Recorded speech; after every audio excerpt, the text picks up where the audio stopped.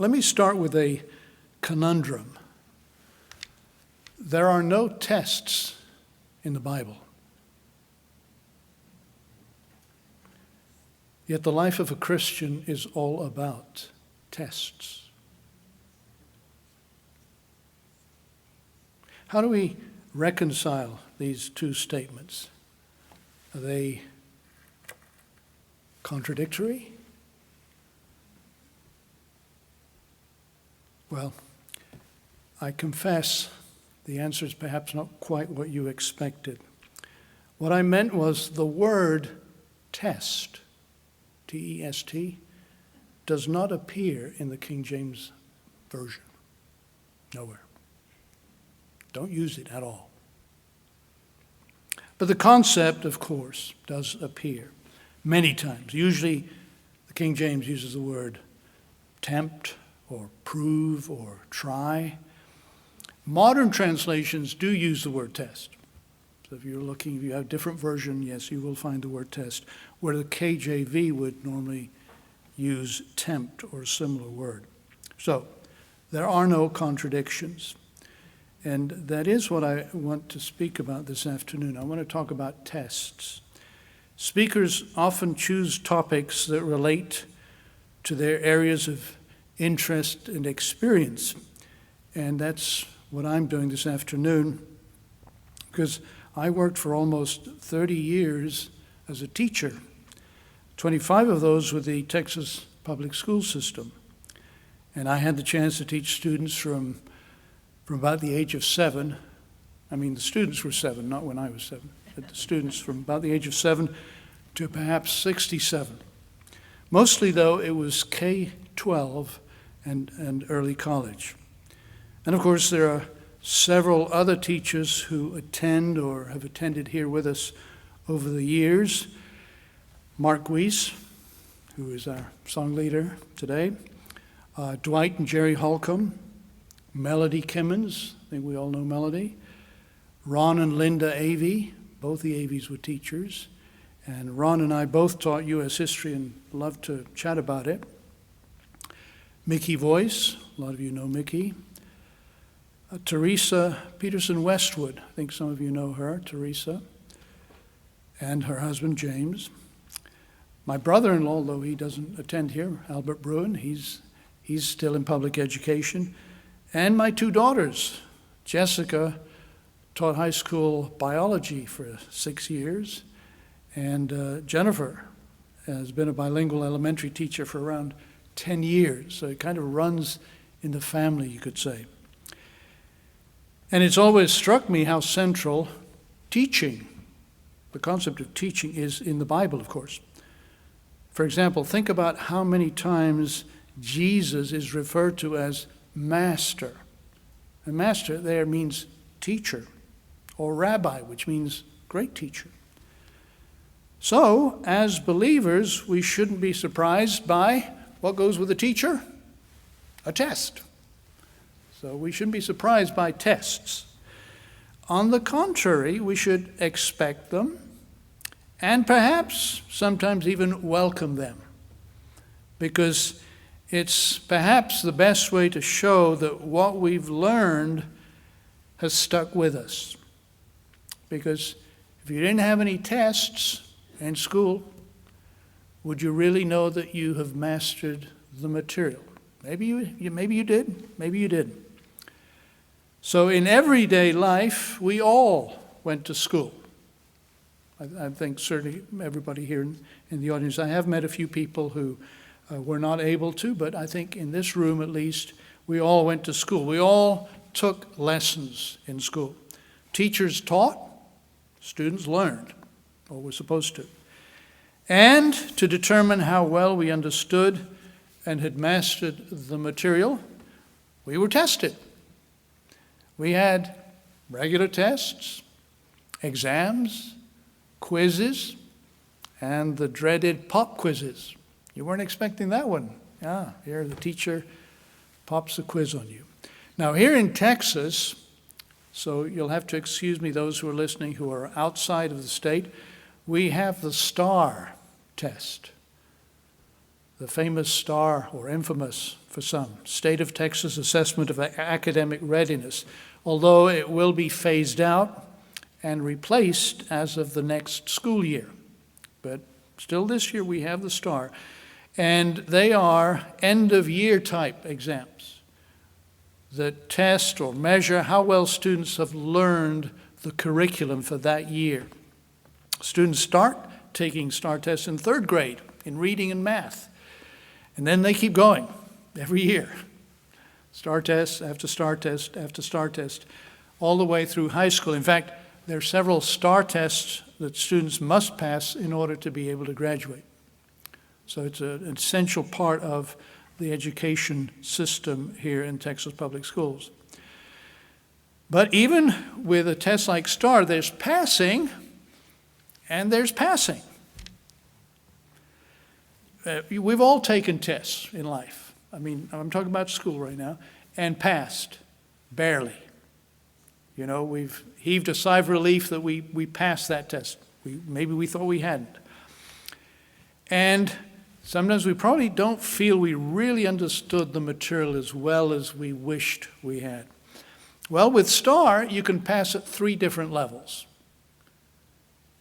You can pass at the, what they call approaches grade level.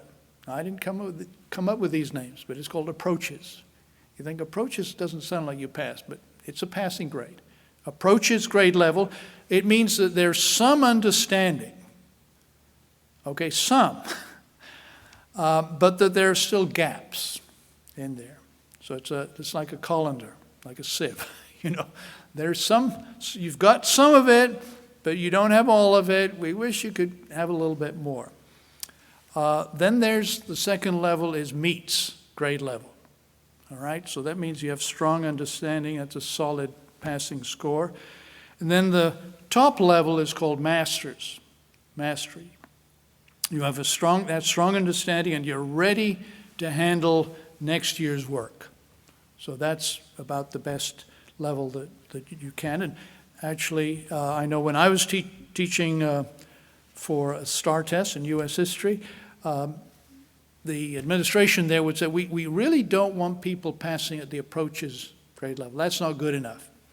We need them all to be at meets, and ideally, we'd want them all to be at masters.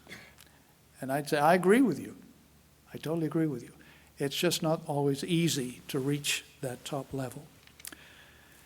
Do you know what this reminds me of? Well, scriptures in Mark 4 and Matthew 13. Mark 4, Matthew 13, the parable of the sower.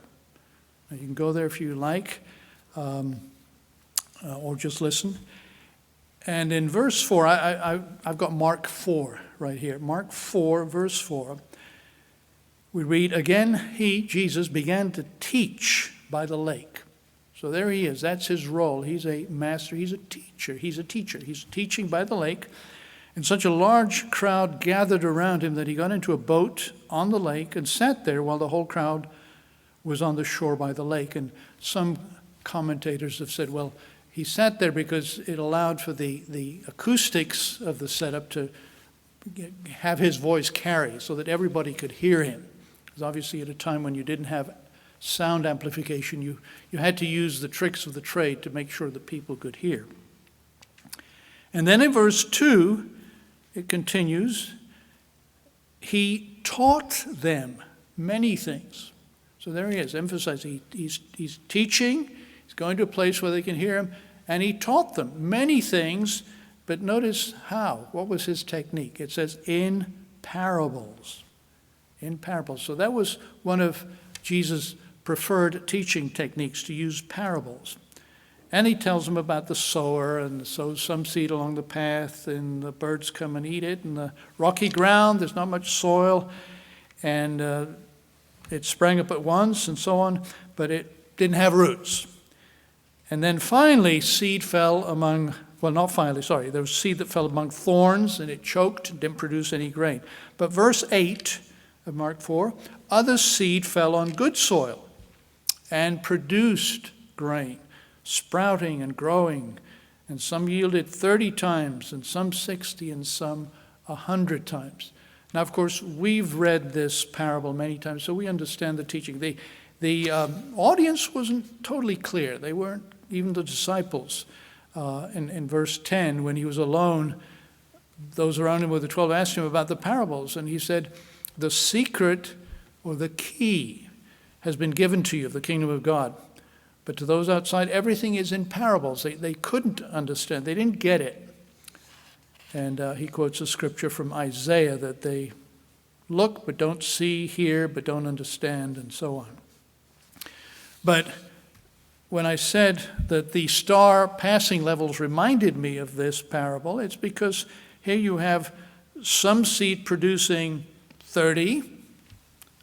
I told you about the approaches. Some seed producing 60 meets, some producing 100. Mastery.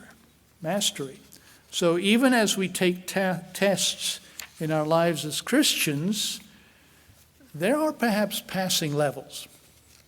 We may just by the skin of our teeth pass a given test. Maybe another test will do a little better, and yet others do very well. And it's as we look around at life, sometimes we see the fact that we are all different, and that some things that are easy for you may not be easy for me.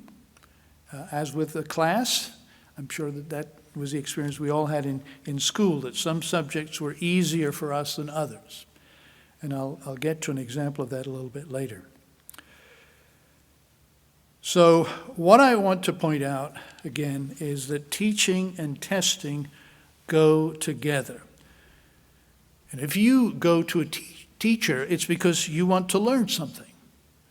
And how will you know you've learned it unless you're tested? And this is where James comes in. Because James, in chapter 1 of the book that bears his name, he's kind of jolly James, I call him. Because he says, starting in verse 2, brothers and sisters, consider it nothing but joy when you fall into all sorts of trials or tests. Again, I say, the only time that I could say I felt joy before a test was if I really loved the subject, really knew the material inside and out, and just couldn't wait to get that test done to show that I knew it. But most of the time, no, it was not a question of joy. It was a question, we have to do another test. I understand it. Not a joyous experience. But here, James says, count it nothing but joy when you fall into all sorts of trials, because you know that the testing of your faith produces endurance. So you're going to have a test, but the result is, when you pass, you've got endurance. You've got that passing level. You're producing at that 60 or 100 level. And then if you continue with that, you're going to be perfect. Not difficult. So look at it that way. Don't look at tests as, oh no, not another test. It's like a teacher goes to a class and the student says, not another test? And you say, what do you mean not another test? You're in school, aren't you? You take tests, don't you? What do you expect in a class? You should expect tests. And if we are students, and I'm kind of jumping a little bit ahead of my notes, but the word disciple basically means student. The disciples, the 12, and us, as we're disciples, we're students. So if we're students, we should expect tests. And if we listen to James, we should do it with joy. We should look forward to those tests. And verse 12 in James 1, James continues, happy is the one who endures testing, because when he is proven to be genuine, he'll receive the crown of life that God has promised to those who love him. And then he goes on to talk about temptation, the temptations that assail all of us because of our human nature, our feeble, frail human nature. And we're all beset by different temptations. Again, we're all different. Some things may tempt you, don't tempt me. Some things may tempt me, don't tempt you. But that kind of thing, he said, you watch out for that. Don't blame God for that. Because that's the kind of thing that Satan can take advantage of. He tried to do that with Jesus when he tempted Jesus in the wilderness.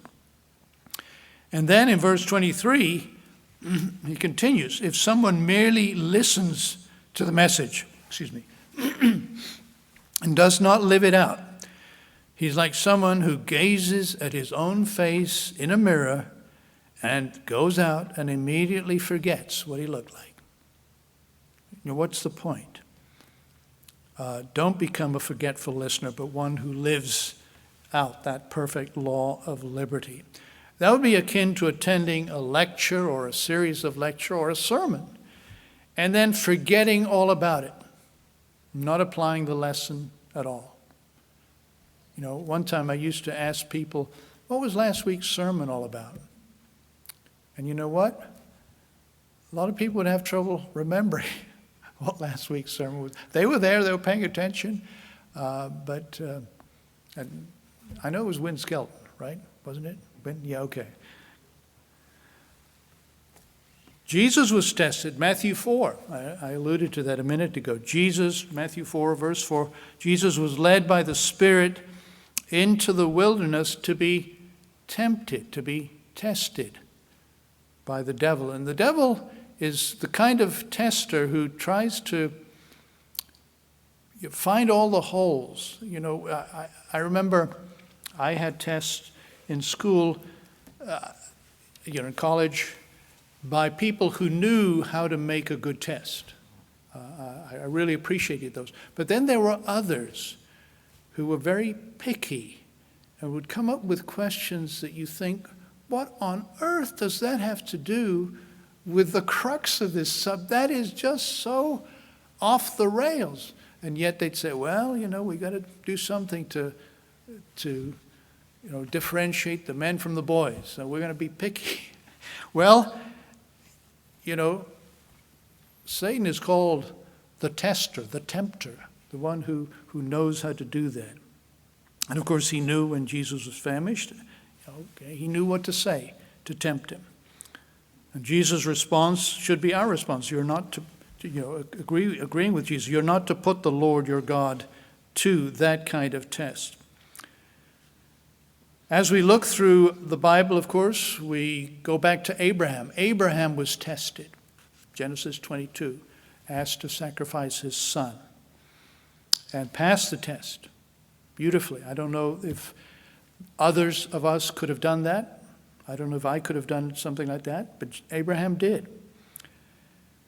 And by the way, Win Skelton last week gave us some test Bible questions. You all remember? Those who were here may remember that. Yes?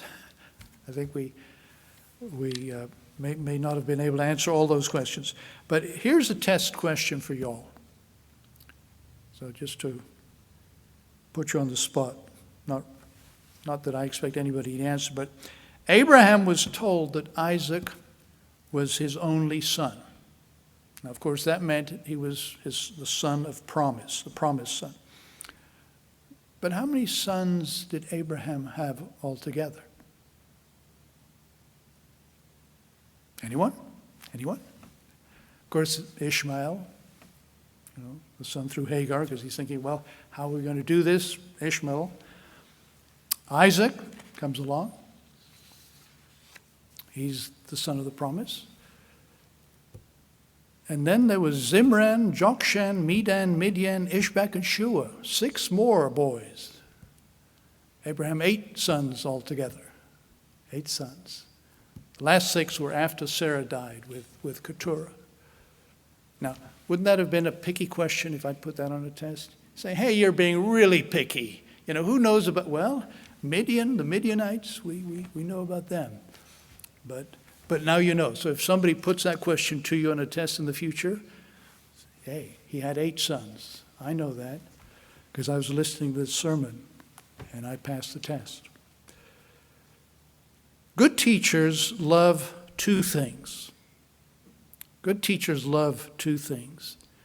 And you can apply this, of course, to God, our master teacher. The first thing they love, or should love, is their subject, what they're teaching. They should be passionate about their subject.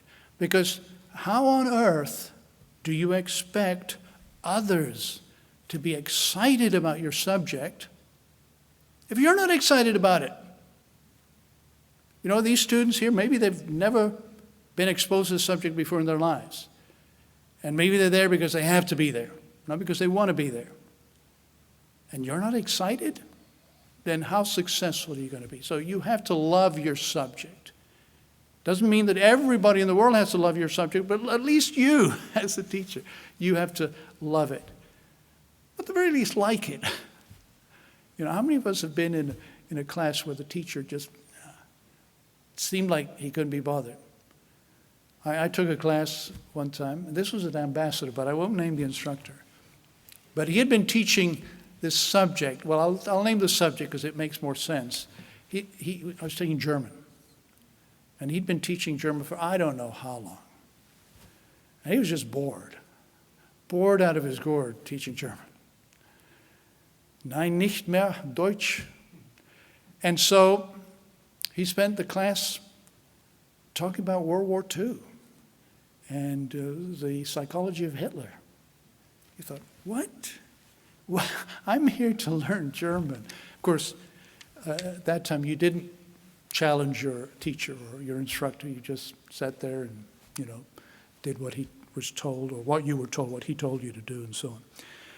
The second thing that good teachers love is their students.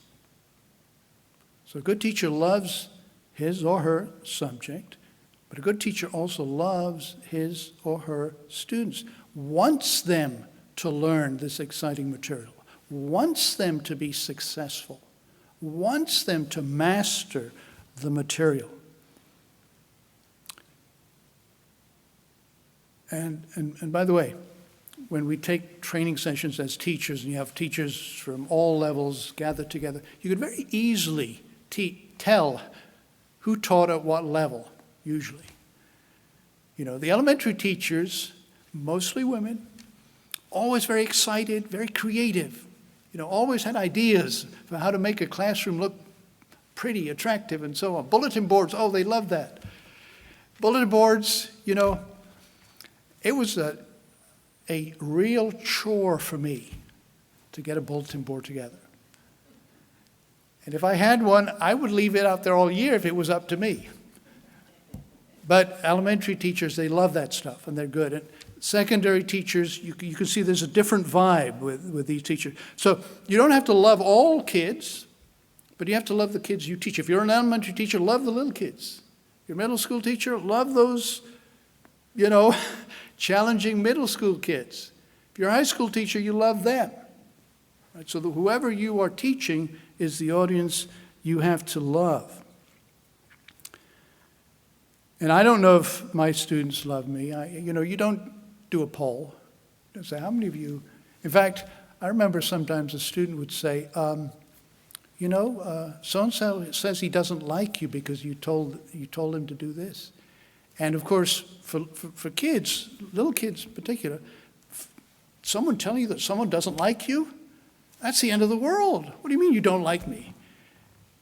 And they'd always be, I guess, surprised by my response. My response was, I don't care. I don't care if they don't.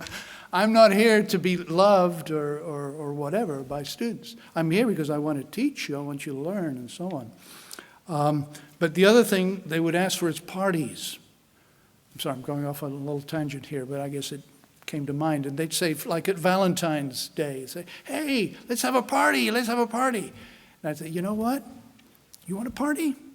Ask your mom. Ask your mom for a party. And that would floor them for a bit. And then they'd say, oh, but Miss So-and-so next door, she's having a party. She's having a party. And I'd say, well, that's great for Miss So-and-so. I'm delighted for her. But we're still not having a party here. So you still love the kids, but of course you're there to teach them. Students do keep you on your toes. One thing I was going to mention about loving your subject, I worked with for a few years with people who were learning to become elementary teachers, and many of them were young women. And of course, you are required to have a bachelor's degree in the state of Texas to be able to teach. And as part of a bachelor's degree, there are certain required courses that are usually taken when you're a freshman, sometimes freshman, sophomore years, and then you get into your major subjects. But I can't tell you how many of these young women would come and say, well, do I have to take some math courses here in college? And the answer was yes, you do have to take math. But it's just the math that everybody takes.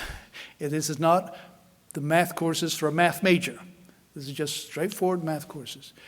And so many of them would say, I hate math. Can't do math. Math, no. Math, no, no, no. And I would try to remind them, you know what?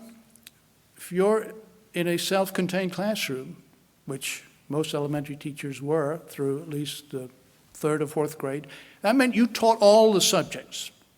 You taught reading, you taught writing, all the language arts, science. You also taught math. You're going to teach those little kids math. And I would say to them, how excited do you think little kids are going to be about learning math if they can pick up on the fact that you hate math? You hate math, but you're going to teach them math? And that's my little theory, by the way, about why so many, it's a sort of a vicious cycle to me, why so many people hate math, because they picked up in elementary school that their teacher hated math. So obviously, and my teacher's adorable, and she's a wonderful elementary school teacher, but she hates math, so I can hate math too. Anyway, that's, I guess, all that I'll say about that. As I said at the beginning, you wouldn't go to school to learn and not expect to take tests. And tests also serve a good teacher as a diagnostic tool.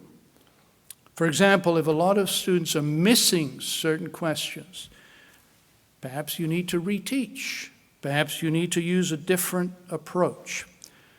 Think of Peter in Acts 10 when he has the vision that leads him to visit Cornelius. He has this vision, and all these animals he sees, and he's told, well, go ahead, kill, eat, and he replies, no, I've never eaten anything unclean. And this vision is repeated 3 times, and he's still not getting it. He said, well, no, what does this mean? If he'd had a test, he would have, at that moment, he wouldn't have got the right answer. But then he goes to meet Cornelius and finally gets it, that the vision was meant to tell him he shouldn't consider Gentiles or non-Jews unclean. Aha! So there, he goes through the reteaching. So a good teacher, if a student gets a question wrong, wants his students to be successful. So think about us as Christians. If we don't get a passing grade on a test, God is going to help us. He's going to reteach, maybe use a different approach so that we can pass the test. He wants us to pass. Good teachers don't want to flunk their students. The thing that makes a teacher happiest is when all the students are successful. If you have a successful student, you have a happy teacher. And if God is the teacher, the master, and we make him happy by passing. Do you remember a favorite teacher in school? Do you have some teachers that you can look back on? I think of a lot, don't always remember their names, but the ones who were the most encouraging, the ones who just say the right thing, help you along, those are the ones you appreciate very much. The ones who would think of ways to make the class more interesting. I do remember my physics teacher in high school, Frank Hill. Frank Hill, that's not Frank Hill, I hope. No, he'd be long gone by now. He was a Yorkshireman, blunt spoken. He had this shock of white hair and piercing blue eyes. He taught physics, and he'd explain to us how the experiment is going to be done. Give us all the details. And then, okay, let's go to it. And then he'd walk around the lab checking on how we were doing. And then he'd get to me. And of course, sometimes I'd forget some detail that he'd said, and I'm not doing it right. And so he didn't care about not embarrassing you. He would just say in a loud voice, stop the work. Stop the work. And then he'd look at me and say, Killingley, you're as thick as they make them, thick as a brick. And I've told my wife that, and she said, I don't think they can do that nowadays. They probably can't. But the thing is, I did learn the physics in his class, what he taught. And it also taught me that, yes, I can be thick as a brick sometimes. I really can. And that's a useful lesson to learn, before you start thinking, of yourself more highly than you ought to think. So learning without testing is not complete. And it's true in any class, not just the academic class. If we were taking a cookery class or a woodworking class, the test would be, okay, what did you cook? What is the food edible? Does it taste good? Does it look good? If you're in woodworking class, does the product hold up? How does it look? And sometimes there are preliminary steps. You don't get to the finished product right away. You have tests that lead you to, okay, this part is good, now let's go to the next step, and so on. So there are tests at every step of the way. You don't typically become a master in any subject overnight. It's funny how we'll hear lawyers and doctors will talk about practice. He said, I've been practicing law for 20 years. And you think, well, when are you ever going to learn it? But they use that term, I've been practicing medicine, I've been practicing law. In the old days, people took apprenticeships.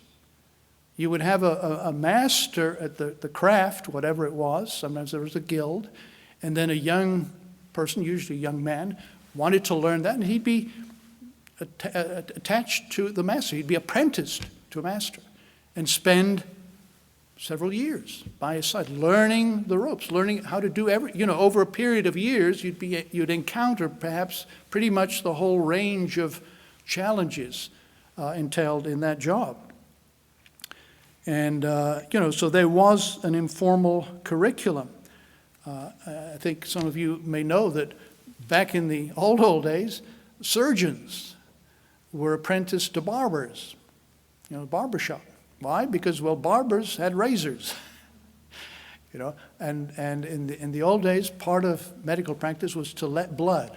Hey, you don't look too good. Let's just release some blood, so you need a razor for that. And so surgeons, if you're going to cut people up, you need to be apprenticed to someone who knows how to use a razor. And it's curious because later on, doctors started going to medical school. 19th century, 20th century in particular. And over in England, the doctors who went to medical school, at the end of the whole program, they'd be called doctor. I'm a doctor. I went to medical school. I'm a doctor. Where did you learn your trade? Well, I'm a surgeon. I can cut people open, take things out. Yeah, but you learned with a barber. So you can't be called doctor.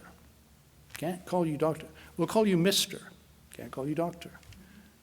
So can you believe to this day in England, surgeons are called Mr., other doctors are called doctor.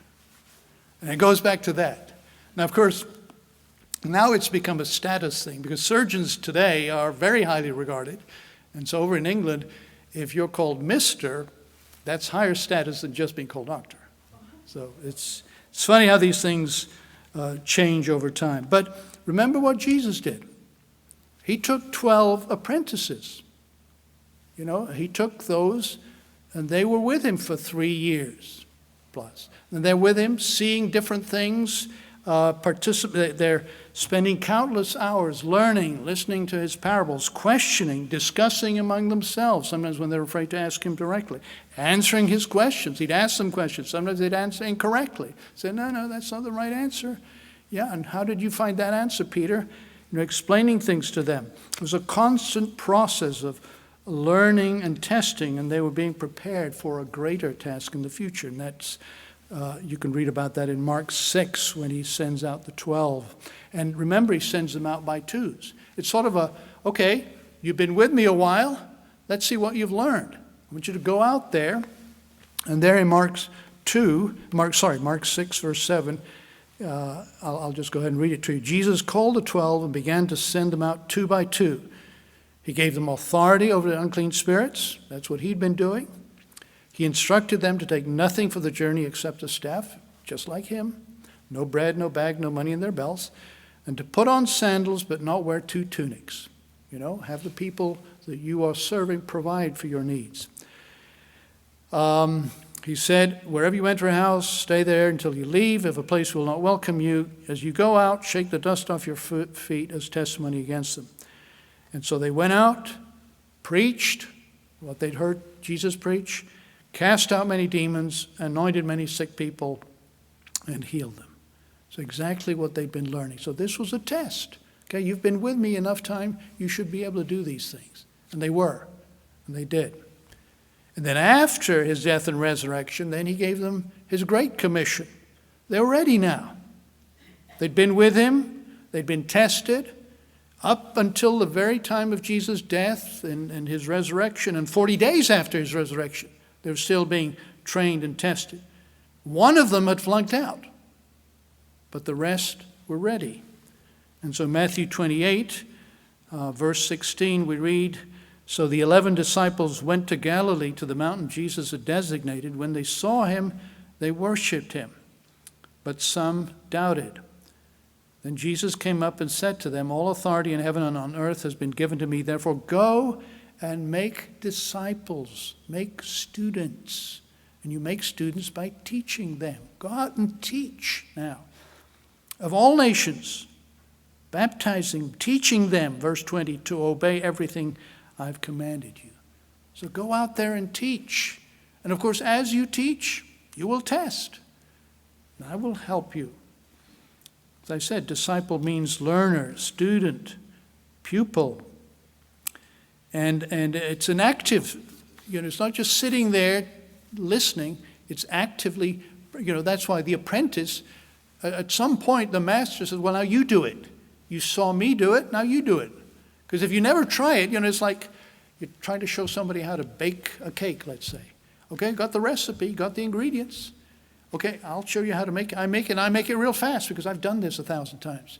But the kid learning, well, it's going to be slower. Going to mess up a few times. It's not going to turn out quite right the first time, or the second, or the fifth. But eventually, you get there. You get there. And by the way, the word disciple is used almost 300 times in the New Testament. It's the word mathetes, student. Okay, so as we